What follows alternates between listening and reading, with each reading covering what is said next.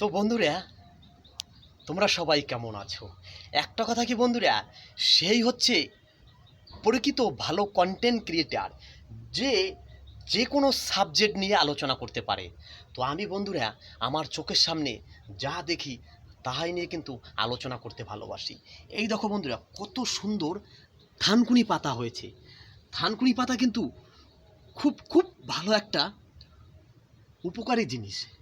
এটা হচ্ছে প্রকৃতির দেওয়া একটা শ্রেষ্ঠ ওষুধ বলতে পারো। থানকুনি পাতার রস খেলে কিন্তু আমাদের আমেশা ভালো হয়ে যায়। পেটে ব্যথা কিন্তু থানকুনি পাতা পেটে ব্যথার জন্য কিন্তু অনেক উপকারী একটা জিনিস। তো তোমরা চেষ্টা করবে বাড়িতে কোনো না কোনো জায়গায় থানকুনি পাতা লাগাতে। বিশেষ করে যাদের বাড়িতে জায়গা নেই তারা কিন্তু বর্ষার সময় একটা ডাবা এনে ডাবার মধ্যে কিছু মাটি দিয়ে সেখানে কিন্তু তোমরা থানকুনি পাতা লাগাতে পারো। খুব ভালো একটা জিনিস। তো থানকুনি পাতার ভিডিওটা কেমন লাগলো? যদি ভালো লাগে তাহলে অবশ্যই দাদার পাশে থেকো। দাদা কিন্তু এই ধরনের নতুন নতুন নানান রকম ভিডিও নিয়ে আসবে তোমাদের সামনে।